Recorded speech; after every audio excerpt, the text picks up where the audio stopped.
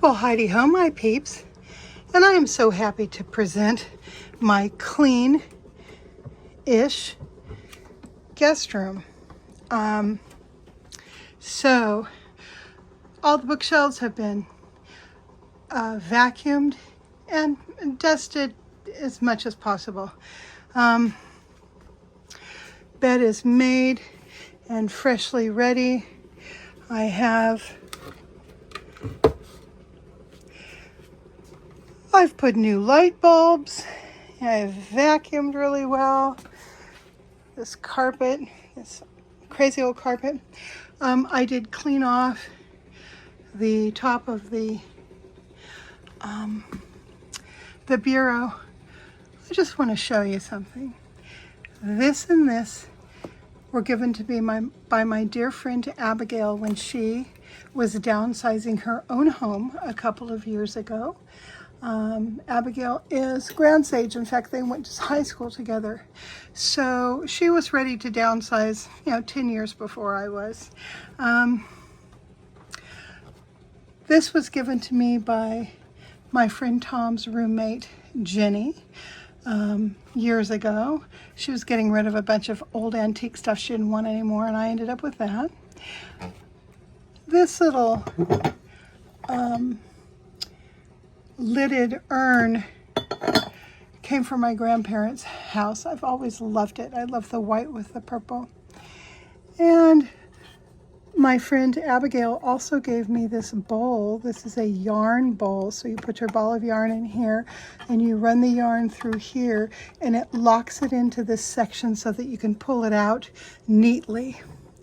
And this is a vase by the artist Paul Parishon, who is a local artist who kind of made a name for himself making beautiful, graceful urns and lamps and trays and bowls using found objects like this and industrial wire. That's a braided wire. So his stuff is real interesting. The bathroom, I don't have a door on the bathroom, so I have this thick set of curtains. It comes off of the its tassel and will hang there and give whoever's in the bathroom a false sense of security. Bathroom is clean. It's all been vacuumed, and the floors have been done. Believe it or not, that is a scrubbed bathtub with its little stains intact. I went ahead and put extra bath towels in here. Hand towels and washcloths are in here. All of the smelly bathroom products are there. I need to put in a fresh roll of toilet paper. I have toilet cleaner and a toilet brush down there.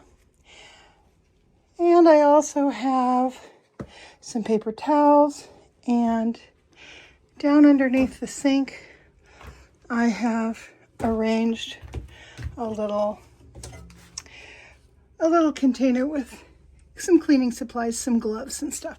So whoever occupies this room will be able to independently keep it as clean as they want to. I finally got this whole shoot and match all cleaned up. These ginger jars came from a friend who passed away.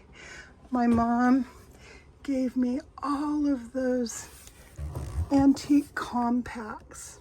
They've been living in that little silver tray forever. My son gave me this. I found these genuine Mardi Gras beads at a thrift store in California, thrift store that no longer exists. My aunt drew that charcoal drawing of me when I was 9 years old and had just gone down to Sears with my mother to buy my first bra. So it commemorates a rather odd day. You can tell by the look on my face. I don't know if I like this getting older and becoming a woman crap. And I've got the desk all cleared up with a non-working telephone that I bought in 1981 and have had all these years because I'm a hoarder and I hoard memories. And this little pillow, I don't think I've ever shown you guys this. This back when I was really enjoying tiny crochet, I made this just sort of came out of my head. I wasn't following a pattern or anything. I made the little pillow. I think it's stuffed with toilet paper or some dumb thing because I was real poor at the time. And it's got a beautiful moire grosgrain kind of fabric, kind of a grosgrain taffeta fabric, moire silk. I just love it. Well, it's not real silk, it's polyester, but anyhow, so I've got that there. And so there we go.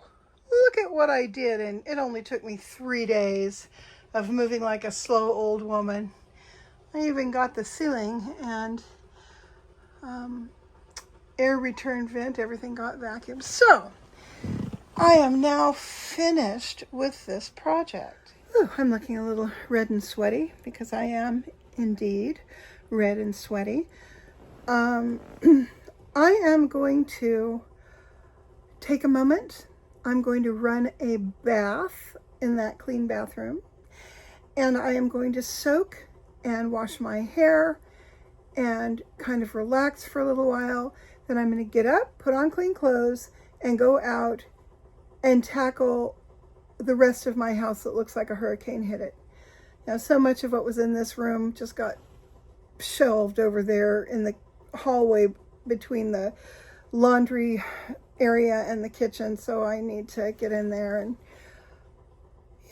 get another garbage bag going, and just continue.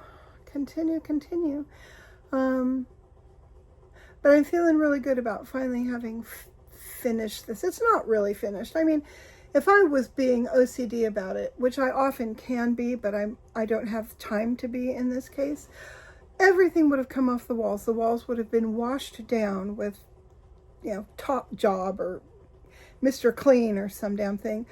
Everything on the walls would have been cleaned. All the glass would have been cleaned. Everything would have come off my bookcases. I would have cleaned up everything, put it all back, arranged it better. I would have probably lifted this carpet up and taken it outside because it really needs to be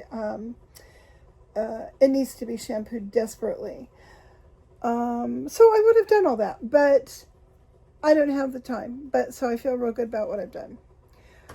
So that's just my day so far. I just wanted to come on here and show you the evidence that I actually did finish my cleaning job. And now I'm going to go take a bath and relax and carry on with my day. And I hope you guys are all doing well, whatever time it is you see this and wherever you are. And I will come back soon with yet more trivial minutia documenting my life. Okay, so I've switched over to teleprompter because I wanted to read something to you. It's so delightful. I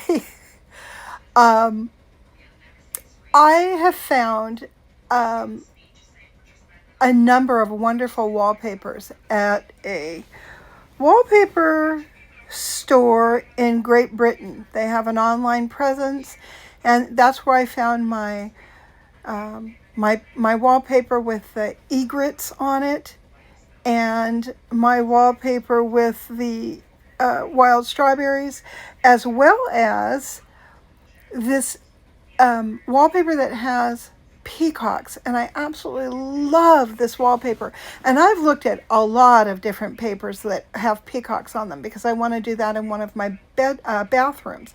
So unfortunately, it ships from Great Britain.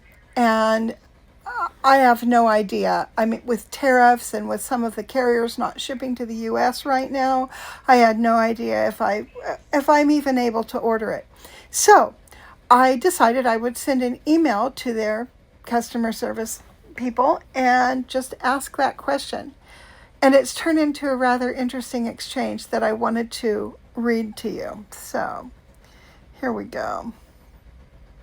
Hello.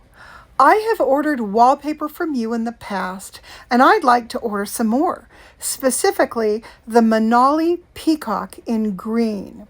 But I thought I would ask if you are shipping to the United States. We are all confused and dismayed by the tariff situation. At least people with critical thinking skills are. So I thought I would ask directly before placing an order. If you are continuing to ship to the U.S., I'll probably go ahead and place an order, if I can figure out what the tariff is and how to pay it. Thank you for stocking the most unicorn of all unicorn wallpapers. Regards, Cheryl. P.S.